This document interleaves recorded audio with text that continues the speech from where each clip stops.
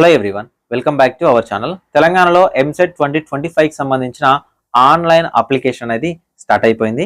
ఈ పర్టికులర్ వీడియోలో online application అనేది మీ మొబైల్లో ఎలా చేసుకోవాలి, సో ఏమేమి డాక్యుమెంట్ కావాలి, ఫీ పేమెంట్ అనేది ఎలా చేయాలి, సో మిస్టేక్స్ లేకుండా ఎలా చేయాలనేది ఎక్స్ప్లెయిన్ చేస్తా. స్టెప్ బై స్టెప్ ఎక్స్ప్లెనేషన్ ఉంటుంది. వీడియోని ఎక్కడా స్కిప్ చేయకుండా చివరిదాకా చూడండి. వీడియోని లైక్ చేయండి, మీ ఫ్రెండ్స్కి షేర్ చేయండి. డిస్క్రిప్షన్లో టెలిగ్రామ్ గ్రూప్ ఉంటుంది, జాయిన్ అవ్వండి. మీకు కౌన్సిలింగ్ రిలేటెడ్ అండ్ మీరు కాలేజీలో జాయిన్ అయ్యేంత వరకు కంప్లీట్ గా మన ఛానల్ నుంచి అయితే గైడెన్స్ అయితే ప్రొవైడ్ చేస్తాము.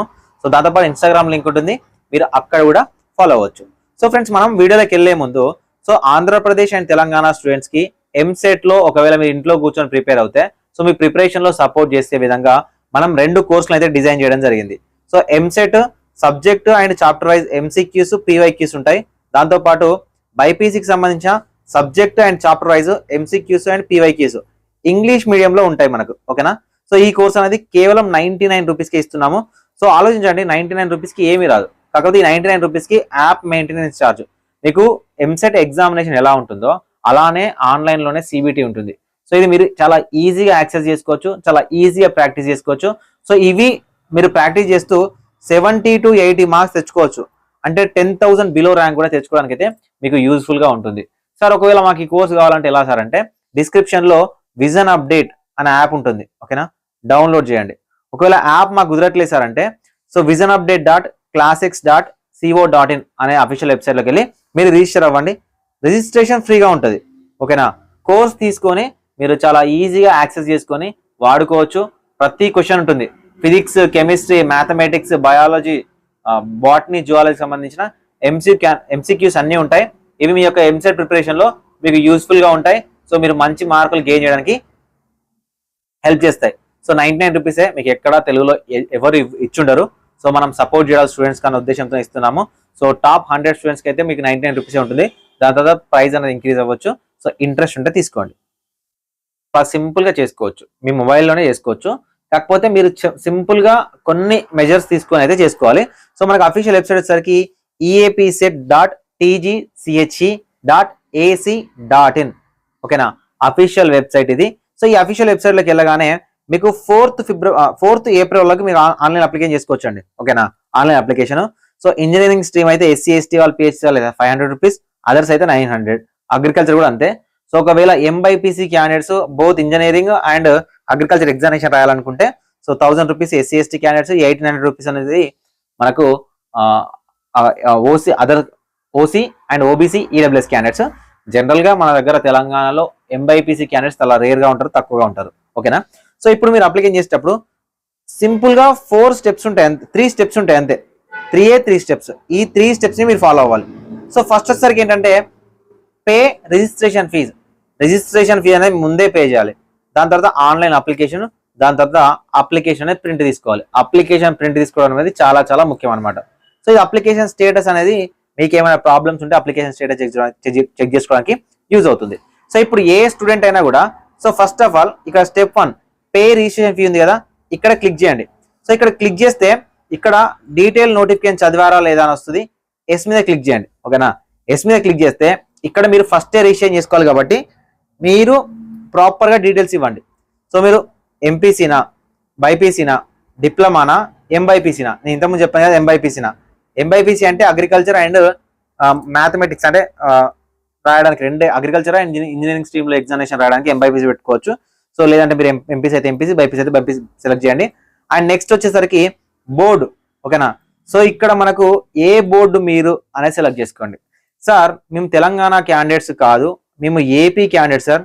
మేము ఏపీ క్యాండిడేట్స్ అయితే మేము తెలంగాణలో అప్లికేషన్ అనేది చేసుకోవచ్చా? AP candidates, completely AP candidates ఎవరైతే ఉన్నారో వాళ్ళు తెలంగాణలో ఎంసెట్ రాయడానికి వీల్లేదు. సార్ నేను అట్లాగా సార్, నేను 1 to 10th వరకు తెలంగాణలో చదువుకున్నా సార్.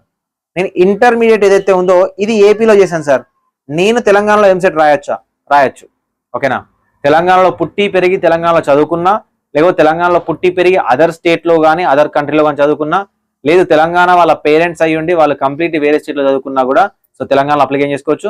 అసలు తెలంగాణకు సంబంధించిన వాళ్ళే కాదు, కాకపోతే పేరెంట్స్ సెంట్రల్ గవర్నమెంట్ ఎంప్లాయీస్ తెలంగాణలో అయితే వాళ్ళు కూడా అప్లికేషన్ చేసుకోవచ్చు.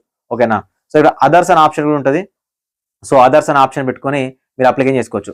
కానీ కంప్లీట్లీ ఏపీ, తెలంగాణకు సంబంధం లేదు. అసలు తెలంగాణలో రేషన్ కార్డు లేదు, 10 సంవత్సరాలు చదువుకున్న ప్రూఫ్ లేదు, అసలు తెలంగాణలో ఏం చదువుకోలేదంటే ఏపీ క్యాండిడేట్స్ ఎవరైతే ఉన్నారో వాళ్ళు కంప్లీట్లీ నాట్ ఎలిజిబుల్. ఓకేనా. సో ఇక్కడ బోర్డు సెలెక్ట్ చేసుకోండి. Qualifying examination hall ticket number, ఓకేనా. మీ హాల్ టికెట్ నెంబర్ ఏదైతే ఉందో ఇంటర్మీడియట్ సెకండ్ ఇయర్ కి అది ఎంటర్ చేయండి.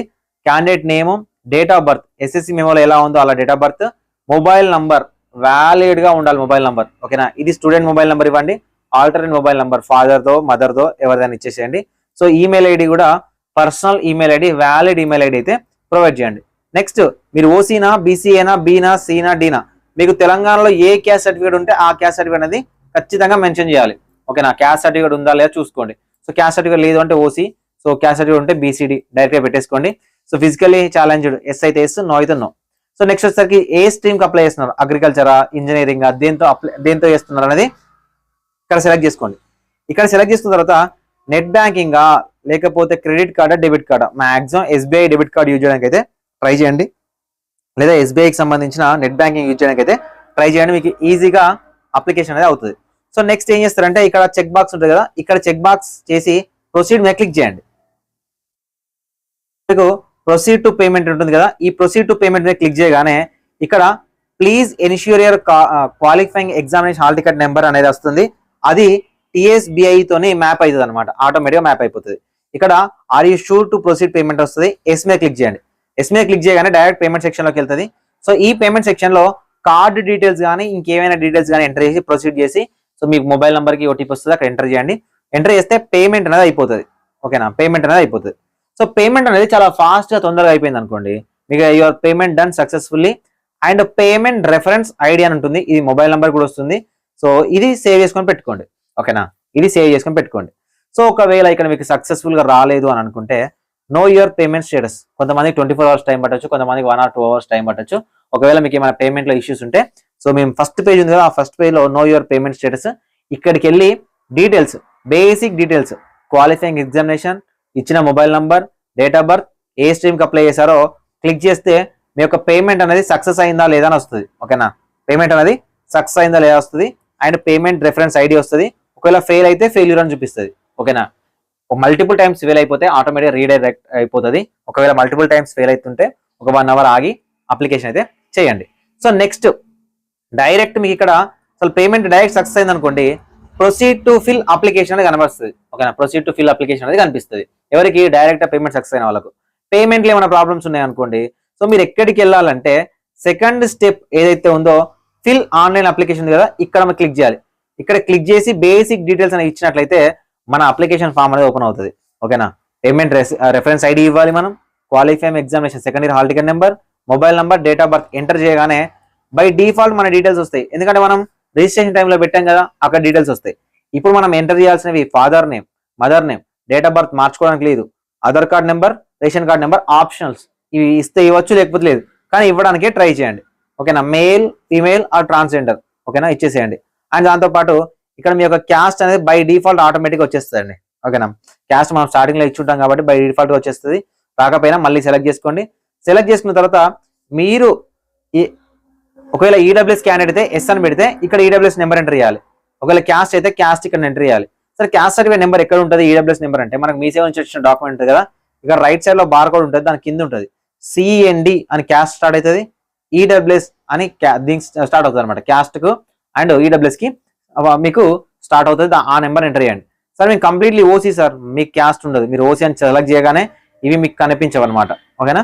దాంతోపాటు స్పెషల్ కేటగిరీ, ఎన్సీసీ ఉందా, పిహెచ్సి ఉందా, ఒకవేళ ఉంటే ఉన్నట్టు లేకపోతే లేదు. ఓకేనా. ఉంటే ఉంటుంది లేకపోతే లేదు. ఇక్కడ ఎన్సీసీ ఉంటే ఎన్సీసీ సెలెక్ట్ చేసుకోండి. సో మైనారిటీ అయితే మైనారిటీ, నాన్ మైనారిటీ అయితే నాన్ మైనారిటీ. దాంతోపాటు మీ యొక్క ఇన్కమ్ అనేది 1 lakh ఉందా, 1 to 2 lakhs ఉందా, 2 lakhs ఎబో ఉందా.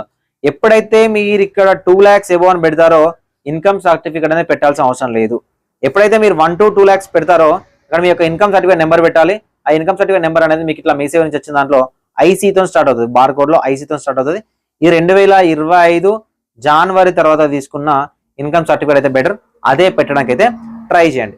సో నెక్స్ట్ స్టూడెంట్ యొక్క bank account number, IFSC code, పేరు ఏమని ఉంటుంది, స్టూడెంట్ బ్యాంక్ డీటెయిల్స్ అనేది ఎంటర్ చేయండి.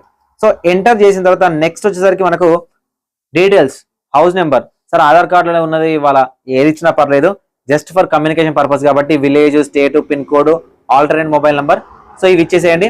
దాని తర్వాత క్వాలిఫైయింగ్ ఎగ్జామినేషన్ రూరల్ ఏరియానా అర్బన్ ఏరియానా, అర్బన్లో చదివారా రూరల్లో చదివారా, అండ్ ఎక్కడ ఏ బోర్డులో చదివారు, ఓకేనా. గ్రూప్ ఏంటి ఆటోమేటికలీ వచ్చేస్తుంది, మీరు మళ్ళీ సెలెక్ట్ చేసుకున్నా పర్లేదు. అండ్ ఏ ఇయర్లో పాస్ అయ్యారు, ఓకేనా, ఏ ఇయర్లో పాస్ అయ్యారు. సో లేకపోతే 10+2 ఎక్కడ చదివారు, ఇక్కడ అపియర్ అంటేనేమో ఇక్కడ ఏం రాదు. ఒకవేళ ఇయర్ అనేది 2024 అట్లా ఎంటర్ చేస్తే సో ఎప్పుడు చదివారు ఏంటి అనేది డీటెయిల్స్ అనేవి వస్తాయి అనమాట, ఓకేనా. సో బ్రిడ్జ్ కోర్స్ నెంబర్ అనేది వేరే వాళ్ళకి వస్తుంది, మీకు రాదు. అది ఇది కాకుండా ఎంసెట్కి సంబంధించి కాకుండా అదర్ క్యాండిడేట్స్ ఎవరైతే ఉన్నారో బ్రిడ్జ్ కోర్సెస్ చేస్తారో వాళ్ళకి మాత్రమే ఇక్కడ ఎంటర్ చేయాలి. సో రెగ్యులర్ ఎంపీసీ బైపీసీ చేసిన క్యాండిడేట్స్ కి అవసరం లేదు. So medium of instruction qualifying examination ఏ మీడియంలో క్వాలిఫై అయ్యారు, ఇంగ్లీష్ మీడియమా అంటే ఇంటర్మీడియట్ ఎక్కడ, ఇంగ్లీషా, తెలుగా, ఉర్దూ, అర్బనా ఎక్కడ చేస్తుంది అంటే ఏ మీడియంలో చేస్తున్నారు అనేది మెన్షన్ చేయండి. ఆల్మోస్ట్ 98% ఇంగ్లీష్ మీడియం కాబట్టి ఇంగ్లీష్ మీడియం పెట్టేసుకోండి. So next medium of test English and తెలుగా, English and Urdu. English and Urdu అయితే ముస్లిం క్యాండిడేట్స్ పెట్టండి. సో ఇంగ్లీష్ అండ్ తెలుగు అయితే ఆల్మోస్ట్ నార్మల్ క్యాండిడేట్స్ ఎవరైతే ఉన్నారో వాళ్ళందరూ పెట్టేయచ్చు. సో నెక్స్ట్ వచ్చేసరికి SSC details urban rural, SSC hall ticket number, ఏ ఇయర్ లో పాస్ అయ్యారు, ఏ మంత్ లో పాస్ అయ్యారు, డీటెయిల్స్ ఇవ్వండి. నెక్స్ట్ వచ్చేసరికి క్లాస్ 1 నుంచి ఇంటర్మీడియట్ వరకు ఎక్కడ చేశారు, ఓకేనా. కంప్లీట్ గా ఇక్కడ మీరు తెలంగాణ ఏదైతే ఉంటుందో తెలంగాణ కనుక చేసుంటేనే, ఓకేనా, తెలంగాణ కనుక చేసుంటేనే సో మీకు ఎలిజిబిలిటీ అనేది ఉంటుంది, తెలంగాణ అప్లికేషన్ అనేది తీసుకుంటుంది. బై డిఫాల్ట్ మీరు లోకలా నాన్ లోకలా ఇచ్చేస్తుంది. ఇక్కడ మీరు డీటెయిల్స్ ఎంటర్ చేస్తూ ఉంటేనే కింద మీకు చూడండి area of reservation OU area అంటే తెలంగాణ స్టేటా అన్రిజర్వ్డ్ క్యాండిడేట్ ఇచ్చేస్తుంది. సో ఇక్కడ మీరు ఏ డీటెయిల్స్ అని ఎంటర్ చేయండి. మీరు కంప్లీట్లీ ఏపీ క్యాండిడేట్ అనుకోండి మీ ఫీ పేమెంట్ అనేది పోయినట్టే, ఓకేనా. మీరు తెలంగాణ క్యాండిడేట్స్ అయ్యి అదర్ స్టేట్లలో చదువుకున్నా కూడా మీకు ఎలిజిబిలిటీ అనేది ఇక్కడ ఉంటుంది. సో ఎలిజిబిలిటీకి సంబంధించి మళ్ళీ ఒక వీడియో సపరేట్ వీడియో ఇస్తాను. బై డిఫాల్ట్ గా ఇక్కడ మీకు రిజర్వ్డా లోకల్ క్యాండిడేట్ తీసేసుకుంటుంది. దానిలో పెద్ద మీరు ఏం ఆలోచించాల్సిన అవసరం అయితే లేదు. So details of the entrance test అనేది మీకు ఇక్కడ ఇంజనీరింగ్ స్ట్రీమ్ వచ్చేస్తుంది. నెక్స్ట్ సిటీస్ మీకు వీలైతే చాలా తొందరగా అప్లికేషన్ చేయడానికి ట్రై చేయండి, ఎందుకంటే స్లాట్స్ ఉంటాయి, ఓకేనా. ఇప్పుడు స్లాట్స్ ఉంటాయి. ఇప్పుడు నాది వరంగల్ అండి. సో వరంగల్లో పర్టికులర్ ఏరియాలో కొన్ని స్లాట్స్ ఉంటాయి. అక్కడ స్లాట్స్ అనేవి అయిపోయాయి అంటే మీరు పక్కనున్న వేరే డిస్టిక్ లో సెంటర్ పెట్టుకోవాల్సి వస్తుంది. సో కాబట్టి ఎవరైతే దగ్గరలో ఉండాలనుకుంటున్నారో వాళ్ళు తొందరగా అప్లికేషన్ చేసుకోవడానికి అయితే ట్రై చేయండి. సో మీరు 3 ప్రిఫరెన్సెస్ ఇవ్వచ్చు, మీరు ఎక్కడైనా పడవచ్చు మీ సెంటర్, ఓకేనా. ఇవి స్లాట్లు అయిపోయినాయి అనుకోండి ఇక్కడ పడుతుంది, ఇక్కడ స్లాట్లు అయిపోయినా ఇక్కడ పడుతుంది అనమాట. సో కాబట్టి జాగ్రత్తగా సో తొందరగా చేసుకోవడానికి అయితే ట్రై చేయండి. సో నెక్స్ట్ వచ్చేసరికి ఫోటో అనేది 50 KB బిలో ఉండాలి. సిగ్నేచర్ అనేది 30 KB బిలో జేపీజీ ఫార్మాట్ లో ఉండాలి. సో ఇక్కడ ఏం లేదు, ఇక్కడ వచ్చిన చూస్ ఫైల్ మీద క్లిక్ చేసి మీ ఫోటోని డైరెక్ట్ అప్లోడ్ చేయండి. ఫోటో రెగ్యులర్ ఫోటో అంటే రీసెంట్ గా తీసుకున్న ఫోటో అప్లోడ్ చేయండి. ఇక్కడ చూస్ ఫైల్ ఉంటుంది కదా, ఇక్కడ మీరు పెట్టుకొని అప్లికేషన్ అది చేసుకోవచ్చు. సో నెక్స్ట్ వచ్చేసరికి ఇక్కడ క్లిక్ చేసి సేవ్ చేయండి.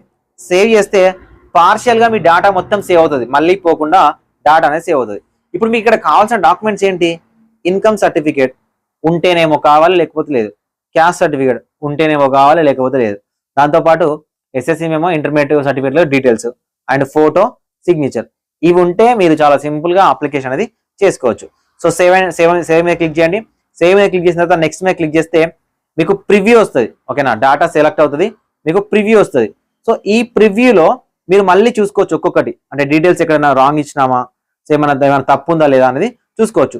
చూసుకున్న తర్వాత ఇక్కడ మీకు మాడిఫై అండ్ సబ్మిట్ 2 కనిపిస్తాయి. ఒకవేళ మాడిఫై అంటే ఏదన్నా ప్రివ్యూలో రాంగ్ ఉంది అనుకుంటే మళ్ళీ అప్లికేషన్ అనేది బ్యాక్ వెళ్ళిపోతుంది. సో అక్కడ ఏదైతే చేంజ్ చేసుకోవాలనుకున్నా అది చేంజ్ చేసుకోవచ్చు. లేదు సార్ మాకు కరెక్ట్ గానే ఉంది సబ్మిట్ చేస్తామంటే డైరెక్ట్ సబ్మిట్ మీద క్లిక్ చేయండి. మీ యొక్క అప్లికేషన్ అనేది సబ్మిట్ అయిపోయి ఇలా మీకు అప్లికేషన్ ఫామ్ అనేది వస్తుంది. ఈ అప్లికేషన్ ఫామ్ ని జాగ్రత్తగా ప్రింట్ తీసుకొని పెట్టుకోండి. ఎందుకు ప్రింట్ తీసుకొని పెట్టుకోవాలంటే ఈ అప్లికేషన్ ఫామ్ ఏదైతే ఉందో దీన్ని మీరు సబ్మిట్ చేయాలి, ఓకేనా. ఇక్కడ ఫోటో అంటించి, ఓకేనా, ఇక్కడ ఫోటో అంటించి మీ ప్రిన్సిపల్ సిగ్నేచర్ చేపించి, సో ఇక్కడ మీ సిగ్నేచర్ ఇక్కడ లెఫ్ట్ థంబ్ పెట్టి మీరు ఎగ్జామినేషన్ సెంటర్ ఏదైతే ఉంటుందో ఆ ఎగ్జామినేషన్ సెంటర్ లో మీరు సబ్మిట్ చేయాలి. సో మళ్ళీ ఎప్పుడైనా డౌన్లోడ్ చేసుకోవచ్చు, కాకపోతే సేవ్ చేసుకొని పెట్టుకోండి, ఓకేనా. ఇది మీ రిజిస్ట్రేషన్ నెంబర్ ఉంటుంది. సో మీరు ఎక్కడ అప్లై చేశారో మీ డీటెయిల్స్ అనేవి కంప్లీట్ గా ఉంటాయి. ఇలా చాలా సింపుల్ గా అప్లికేషన్ అనేది చేసుకోవచ్చు. ఎక్కడ ఎడిట్ చేయాల్సిన అవసరం కానీ ఎక్కడ మిస్టేక్ చేయాల్సిన అవసరం కానీ ఉండదు. ఎందుకంటే స్టార్టింగ్ లో మనం ఏదైతే మిస్టేక్ చేస్తామో లాస్ట్ లో మనకు మోడిఫికేషన్ ఉంటుంది కాబట్టి అది చూసుకొని చేసుకోవాలి. లేదు సార్ నేను మొత్తమే చేశాను సార్ అంటే అప్పుడు ఏపీ ఎంసెట్ తెలంగాణ ఎంసెట్ వాళ్ళని ఆన్లైన్ టెక్నికల్ ప్రాబ్లమ్స్ ఏవైతే ఉన్నాయో వాళ్ళని మీరు కాంటాక్ట్ అవ్వాల్సి వస్తుంది. సో ఇది ఫ్రెండ్స్ ఎంసెట్ సంబంధించిన అప్లికేషన్ వీడియో. మీకు నచ్చింది అనుకుంటాను. నచ్చితే వీడియో లైక్ చేయండి, మీ ఫ్రెండ్స్కి షేర్ చేయండి. Thank you for watching this video.